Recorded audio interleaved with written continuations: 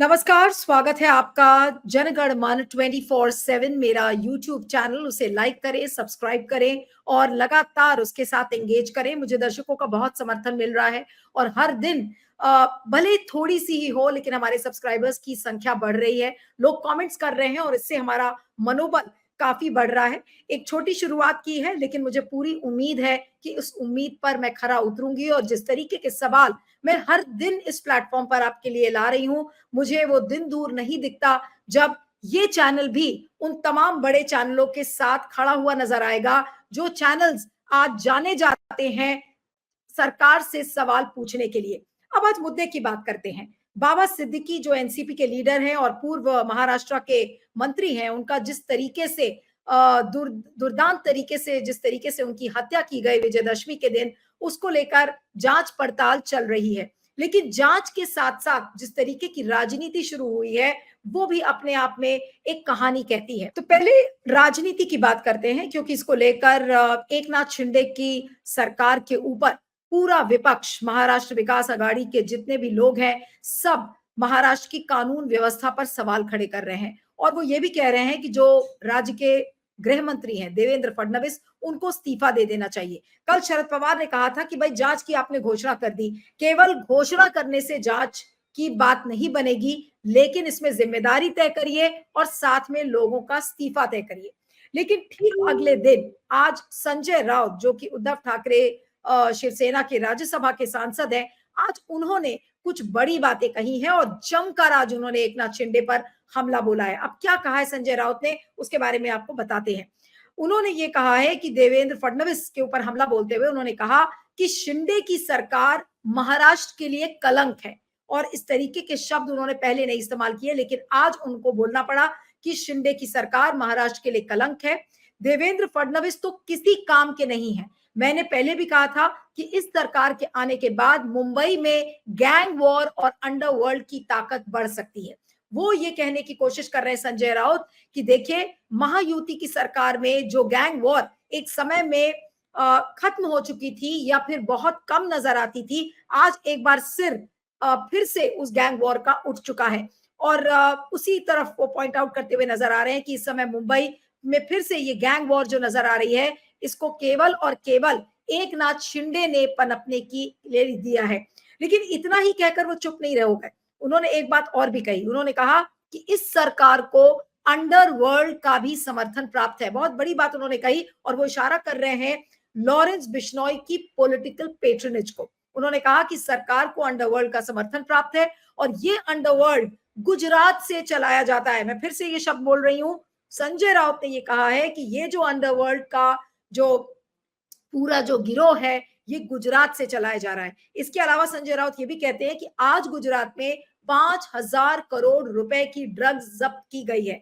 इसका मतलब है कि देश में 50,000 करोड़ रुपए की ड्रग्स पहले से ही वितरित की जा चुकी है और जनता को यह बताने की जरूरत नहीं है कि ये पैसा किसके पास जा रहा है, किस पार्टी को इससे फायदा हो रहा है और कौन इस पैसे का इस्तेमाल चुनाव लड़ने के लिए कर रहा है। तो ये बहुत बड़ा हमला आज उन्होंने एकनाथ शिंदे की सरकार पर किया है। साथ में इसके तार कहीं ना कहीं गृह मंत्री, केंद्रीय गृह मंत्री अमित शाह से भी जुड़े हुए हैं, क्योंकि अब जो मैं आपको बात बताने जा रही हूं वो अमित शाह के ऊपर पॉइंट आउट हो रही है। क्या कह रहे हैं संजय राउत, उसको ध्यान से सुनिए। उन्होंने ये कहा कि गुजरात की साबरमती जेल में बंद और गुजरात एटीएस की हिरासत में एक गैंगस्टर बाबा सिद्दीकी की हत्या की जिम्मेदारी लेता है, ये गुजरात से आने वाले केंद्रीय गृह मंत्री के लिए भी चुनौती है। अजीत पवार को अमित शाह का इस्तीफा मांगना चाहिए। तो उन्होंने अमित शाह के ऊपर भी हमला किया, दूसरी तरफ अजीत पवार के ऊपर भी दबाव बनाया कि भाई आप कर क्या रहे हैं, महायुति की सरकार में आप ही का नेता, उसकी इस तरह से हत्या कर दी जाती है, तो आप अमित शाह का इस्तीफा क्यों नहीं मांग रहे। और फिर उसके बाद वो ये कहते हैं कि एक नाथ शिंदे ने अक्षय शिंदे, जो कि आरोपी था बादलापुर बलात्कार केस में, तो उन्होंने कहा कि आपने अक्षय शिंदे को गोली मारकर खुद को सिंघम घोषित किया था और अब आपकी सिंघमगिरी कहां गई, अब उस सिंघमगिरी को दिखाओ। अगर हिम्मत है और तुम मर्द हो तो बाबा सिद्दीकी हत्याकांड के साजिशकर्ताओं का एनकाउंटर करो। यानी कि एनकाउंटर करने की बात वो कर रहे हैं कि बाबा सिद्दीकी के जो हत्यारे हैं उनका एनकाउंटर करो। और इसके अलावा मैं आपको ये भी बता दूं कि आज एकनाथ शिंदे ने भी कुछ बातें कही। एकनाथ शिंदे ने कहा कि जो भी आरोपी हैं उनको हमें फांसी पर चढ़ा देना चाहिए, तो उन्होंने फांसी की बात की है।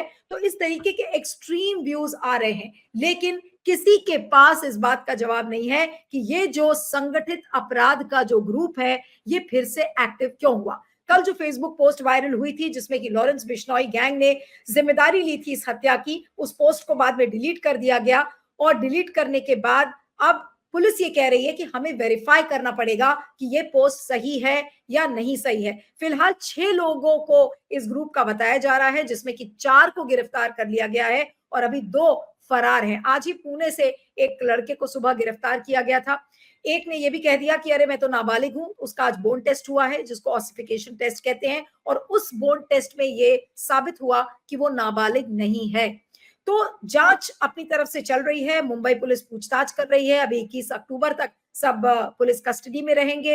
एसआईटी को जांच का जिम्मेदारी सौंप दी गई है, लेकिन किसी के पास ये सवाल का जवाब नहीं है कि आखिर लॉरेंस बिश्नोई अहमदाबाद के जेल में रहकर बाबा सिद्दीकी के हत्याकांड की साजिश और उसकी प्लानिंग कैसे रच रहा है। इसका मतलब उसके पास कोई फोन है, उस फोन से वो कई लोगों से बातचीत कर रहा है। क्या लॉरेंस बिश्नोई को पॉलिटिकल पेट्रोनेज गुजरात की सरकार दे रही है या फिर उसको केंद्र की सरकार दे रही है? ये केवल एक मैं सवाल खड़ा कर रही हूं, क्योंकि इसके पहले भी हमने देखा है कि कोई भी गैंगस्टर या उसका गैंग तभी फलता फूलता है जब उसको राज्य की या स्टेट की सुरक्षा या फिर पॉलिटिकल पेट्रोनेज या संरक्षण जिसे कहते हैं वो नहीं मिलता। तो आज सवाल इसलिए खड़ा हो रहा है। और जिस तरीके से कल धमकी भरा जो वो पोस्ट था, जिसमें कि सलमान खान को कहा जा रहा है कि भाई आपकी जो करीबी है अंडरवर्ल्ड से, जो सलमान खान के करीब रहेगा, जो दाऊद के करीब रहेगा, वो मारा जाएगा। और साथ में सलमान को भी दोषी दिया जा रहा है कि भाई आप ही की वजह से आज आपका भाई मारा गया। रियल एस्टेट को चुनौती दी जा रही है। ये भी बताया जा रहा है कि एक बिजनेस राइवलरी एंगल है, क्योंकि बाबा सिद्दीकी एक स्लम डेवलपमेंट प्रोजेक्ट था जिसको एसआरए प्रोजेक्ट कहते हैं, उसका विरोध कर रहे थे। उसके में बिल्डर्स को भी एक तरीके की मैसेज दी जा रही है। तो लॉरेंस बिश्नोई गैंग, आप ये सोच लीजिए कि अगर वाकई में इस हत्याकांड के पीछे है, तो लॉरेंस बिश्नोई गैंग के का जो मनोबल है वो कितना बढ़ा हुआ है कि वो बॉलीवुड को भी संदेश दे रहा है, वो रियल एस्टेट को भी संदेश दे रहा है, वो नेताओं में भी डर डर पैदा कर रहा है ठीक महाराष्ट्र के चुनाव के पहले कि देखो हमारी शर्तों पे आप रहोगे। यानी कि वो जड़ें अपनी मजबूत कर रहा है महाराष्ट्र के राज्य में। अब ये भी खबर आ रही है कि जो कॉमेडियन थे मुनव्वर फारूकी, उनके पीछे भी पड़े हुए थे ये लॉरेंस बिश्नोई गैंग के लोग, क्योंकि दिल्ली पुलिस ने आज एक रिपोर्ट जारी की जिसमें कि ये बताया गया है कि मुनव्वर फारूकी के पीछे कुछ शूटर्स लगे हुए थे, और जिस होटल में वो रुके हुए थे उसी होटल में वो 2 शूटर्स पाए गए, और वो तो उस पूरे प्लान का भंडाफोड़ हो गया, और इसलिए ये बात पता बाद में चली। लेकिन सवाल ये उठता है कि लॉरेंस बिश्नोई गैंग के हिट लिस्ट पर कौन है?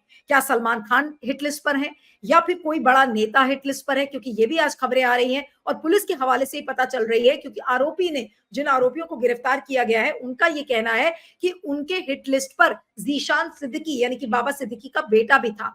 प्लानिंग ये थी कि दोनों बाप बेटे को गोली मारकर उड़ा दो, लेकिन जब ऐसा नहीं हो पाया तो फिर जो भी सामने आया, और जो कि पहले बाबा सिद्दीकी सामने आए थे, तो उनको गोली मारकर उनकी हत्या कर दी गई।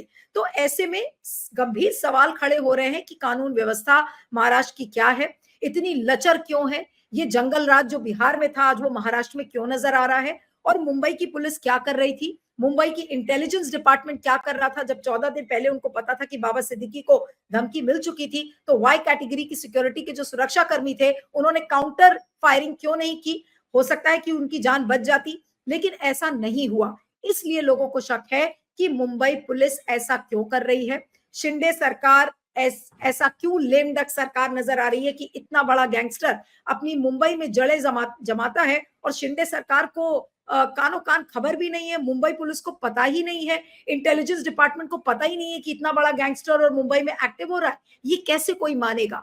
आज इन्हीं सब सवालों को संजय राउत ने खड़ा किया है, और ये गंभीर सवाल है। और एक खबर जो कि मुझे सूत्रों के हवाले से पता चली, क्योंकि मेरी भी लगातार शिंदे सरकार के लोगों से बातचीत हो रही है। आज ही एक विधायक जो मुंबई का है उससे मेरी फोन पर बात हुई, और उसने फोन पर बातचीत करके ये बताया कि नीलू जी ये चीजें इतनी सिंपल नहीं है। मुंबई पुलिस 2 धड़ों में बटी हुई है, एक जो कि मुंबई पुलिस का कमिश्नर है और दूसरा जो मुंबई पुलिस का स्पेशल कमिश्नर है। तो ये जो 2 धड़ों में पुलिस बढ़ चुकी है, यानी कि पुलिस के अंदर, पुलिस डिपार्टमेंट के अंदर 2 पावर सेक्टर्स हैं, जिसकी वजह से जो अकाउंटेबिलिटी है पुलिस की, वो फिक्स नहीं की जा रही है। और उसी विधायक ने ये भी कहा कि हम सबकी सिक्योरिटी को डाउनग्रेड कर दिया गया है, और डाउनग्रेड करने का मतलब ये है कि वो सिक्योरिटी मांग भी रहे हैं, तो भी पुलिस उनको सिक्योरिटी नहीं दे रही है। तो ये बहुत बड़ी बात है कि एक ऐसी पुलिस जो कि अपनी ही सरकार की बात अगर नहीं मान रही है, तो फिर ऐसी पुलिस के बारे में क्या कहेंगे? और ऐसी अगर स्थिति में अभी चुनाव होगा तो जितने भी लीडर्स प्रचार करेंगे वो कितने सुरक्षित हैं, बॉलीवुड के लोग कितने सुरक्षित हैं, रियल एस्टेट के लोग कितने सुरक्षित हैं, ये सारे बड़े सवाल सबके सामने हैं। लेकिन क्या बाबा सिद्दीकी के हत्याकांड की गुत्थी क्या खुल पाएगी? इसी सवाल के साथ इस वीडियो को खत्म करती हूं। आपके फीडबैक का मुझे इंतजार रहेगा।